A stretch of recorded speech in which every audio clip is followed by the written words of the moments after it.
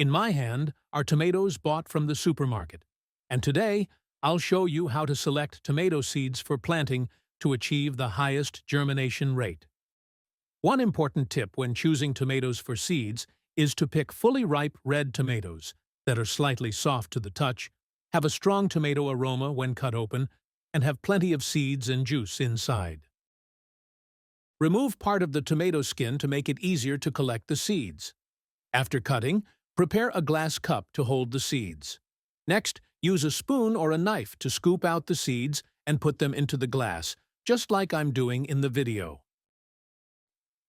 If you sow the seeds right after taking them out and plant them directly into the soil, the germination rate will be very low, because tomato seeds are covered with a natural gel layer that prevents them from sprouting too early.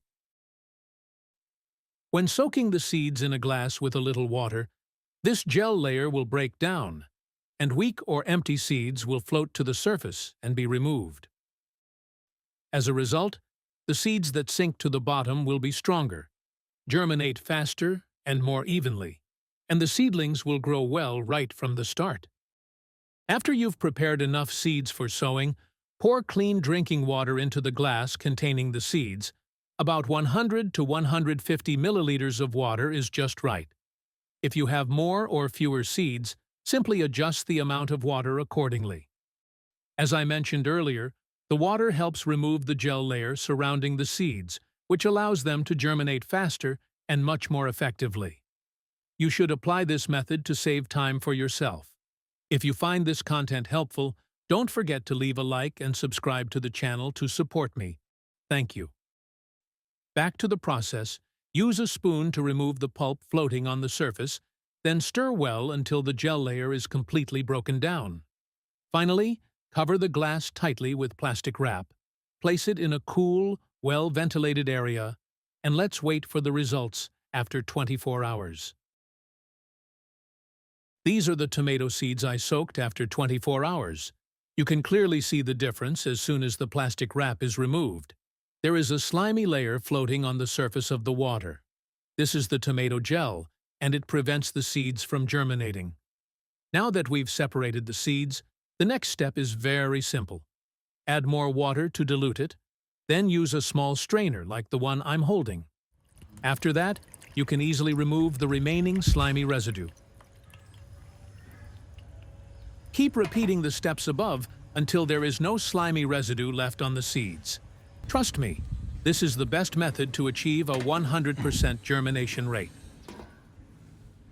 After cleaning the seeds, place them on a paper towel or a dry cloth. Spread the seeds out in a thin layer, keep them in a dry, well-ventilated place, and avoid direct sunlight so the seeds can dry naturally. After about 2 to 3 days, when the seeds are completely dry, you can start planting them. At this point, the seeds are very clean, easy to germinate, and the seedlings will grow strong right from the start. After about 3 days, the seed cleaning and drying process is complete. At this point, the tomato seeds have completely removed the gel layer. Their surfaces are dry, with no slimy residue left, making them ideal for planting. When sown in soil, the seeds absorb water faster, germinate more evenly, and the germination rate is noticeably higher. Prepare a suitable planting pot, like mine, which allows you to sow many seeds while saving space. One very important thing when sowing seeds is choosing the right soil. You should prioritize organic soil that is rich in nutrients, loose, and well-draining, so the seeds have an ideal environment to begin germination. Clean soil with fewer pathogens helps young roots grow strong, reduces the risk of seed rot, ensures even, sturdy seedlings, and requires less maintenance later on. Before sowing the seeds, you should spray water to moisten the soil first. Do not let the soil become too dry, because seeds need stable moisture to start germinating. In addition, you should lightly spray some water onto the paper towel where the seeds are placed. This helps prevent the seeds from sticking when separating them, and also keeps the seeds properly moist. When sowing, you should place about 2 seeds in each hole. So after germination, you can choose the stronger seedling and remove the weaker one, helping the plants grow more evenly. After placing the seeds, Cover them with a thin layer of soil. Do not cover too thickly, so the seedlings can push through the soil easily. Finally, place the seed tray in a well-ventilated, warm area. Avoid direct, harsh sunlight, and remember to water lightly and evenly every day to keep the soil moist until the seeds fully germinate. After about 2 days, you will begin to see small sprouts emerging from the soil. At this stage, the seedlings are still very young and fragile, so you only need to keep the soil lightly moist. Do not water too heavily to avoid dislodging the sprouts. Place the plants in an area with gentle light. Avoid direct, harsh sunlight, so the shoots can grow straight and evenly. Just a few days later, the cotyledon leaves will fully open, signaling that the seeds have successfully germinated.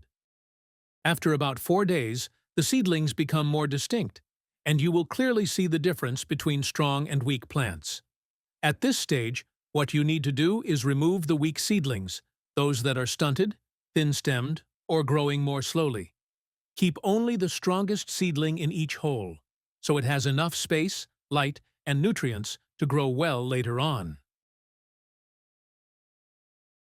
And this is our result after about 2 weeks of sowing tomato seeds.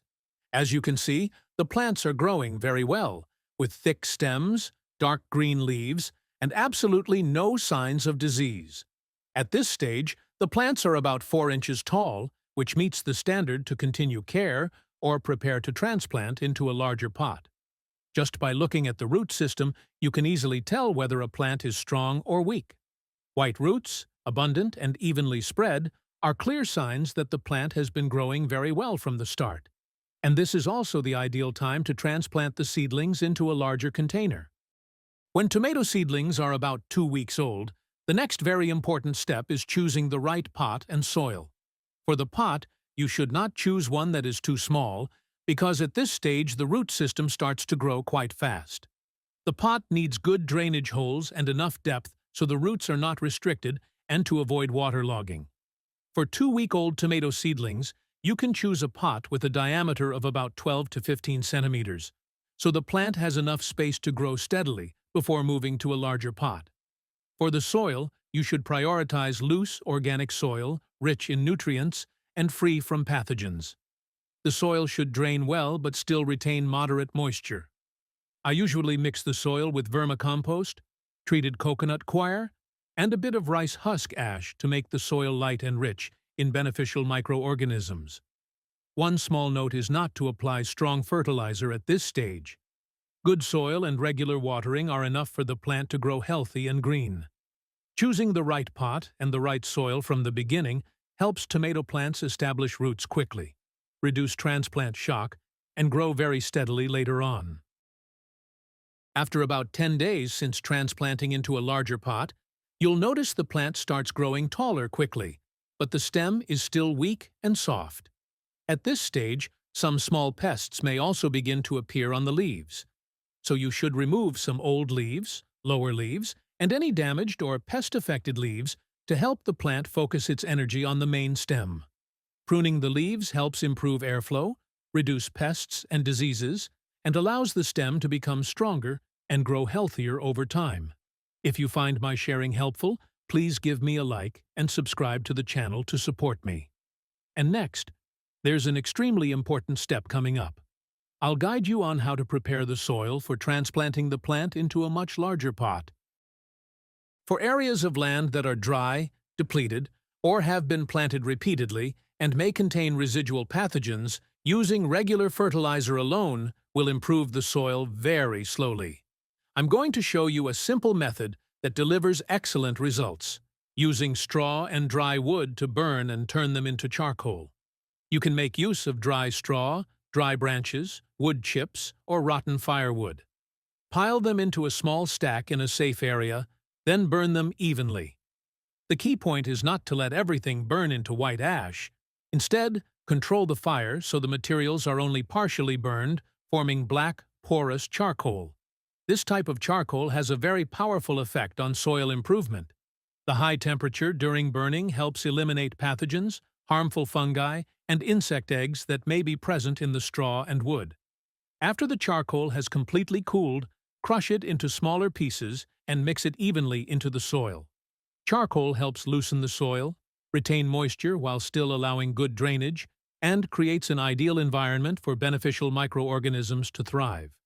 Most importantly, charcoal can store and slowly release nutrients, allowing plants to absorb them more steadily, encouraging strong root development and reducing disease problems later on. For soils that have become compacted, or where plants often show yellow leaves or root rot, applying this method will noticeably improve soil quality in a short period of time. This is a natural, low-cost method that delivers long-lasting results if you want to garden in a sustainable and safe way. After the charcoal has completely cooled, you can begin adding organic materials to finish preparing the planting soil. First, add peanut shells to the soil. Peanut shells help increase organic matter, improve soil looseness, and serve as an excellent food source for beneficial microorganisms. Next, add well-composted cow manure. Make sure the manure is fully decomposed. Do not use fresh manure, as it can burn the roots and carry harmful pathogens. After that, sprinkle in a small amount of lime powder. Lime helps reduce soil acidity, eliminate remaining harmful fungi, and balance the soil pH. Once all ingredients are added, mix everything thoroughly so the charcoal, peanut shells, and cow manure are evenly distributed throughout the soil. Next, water just enough to keep the soil moist. Do not let it dry out, but also avoid overwatering that could cause waterlogging. Finally, let the soil rest for about 1 week in a shaded area.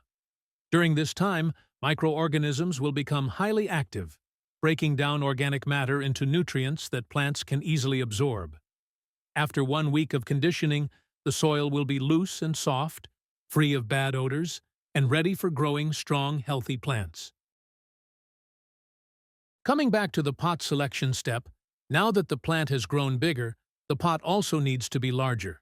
You should choose a pot with a size of about 15 by 15 inches, a depth of around 15 inches as well, and most importantly, good drainage so the roots can grow strong and avoid waterlogging later on. Next, fill about half of the pot with the prepared soil you've just composted. Then, add processed organic fertilizer.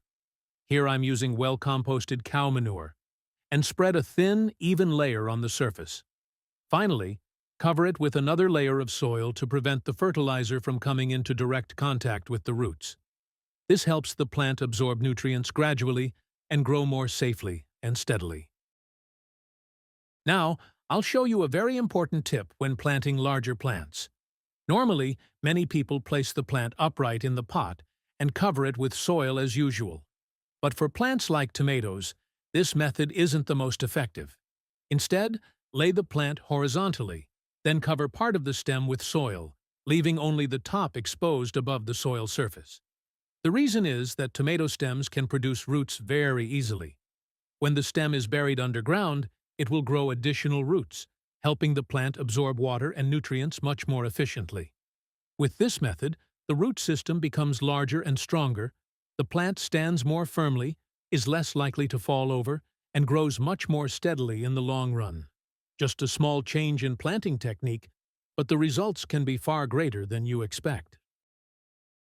Now, make sure the plant is firmly supported, especially on days with strong wind or heavy rain. You can use bamboo stakes or wooden stakes, push them securely into the soil, then gently tie the stem with a soft string to avoid scratching or damaging it. This support helps prevent the plant from shaking, allows new roots to anchor better in the soil, and minimizes damage caused by wind and rain. And don't forget, keep only the young leaves at the top. Remove the older, weaker leaves so nutrients can focus on strengthening the main stem and developing a healthy root system. Don't forget to water the plant regularly, keeping the soil consistently moist but not waterlogged. In addition, add a layer of peanut shells around the base, which helps retain moisture and enhances beneficial microorganisms in the soil, supporting stronger and healthier plant growth. And here is the result after 2 months of planting. You can see young fruits beginning to appear, flowers blooming on the branches, leaves lush and green, stems strong, indicating the plant is growing very well and ready for the next stage of fruit development. At this stage, you should prune some of the old leaves. Old leaves consume a lot of nutrients. If left, they will cause the plant to disperse energy, while now the plant needs most of its nutrients to nourish the fruits. Pruning the leaves helps the plant focus on growing larger, more uniform, and tastier fruits.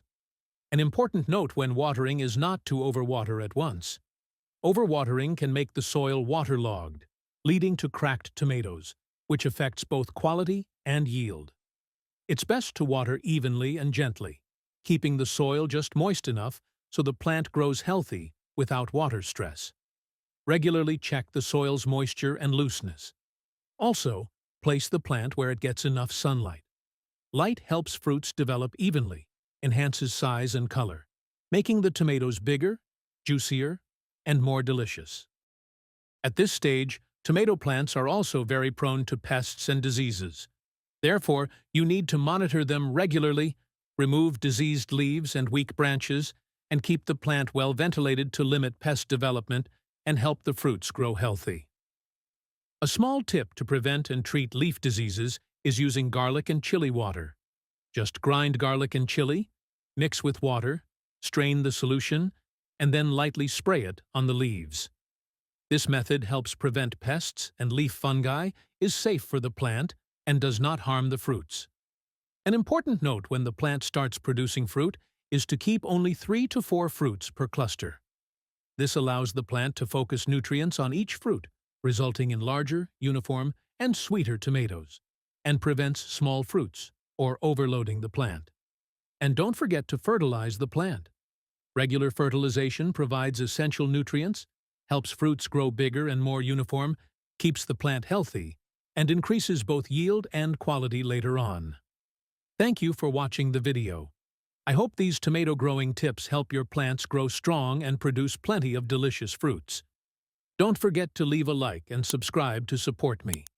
If there's anything I missed or you have suggestions, please leave a comment below. Goodbye, and see you next time.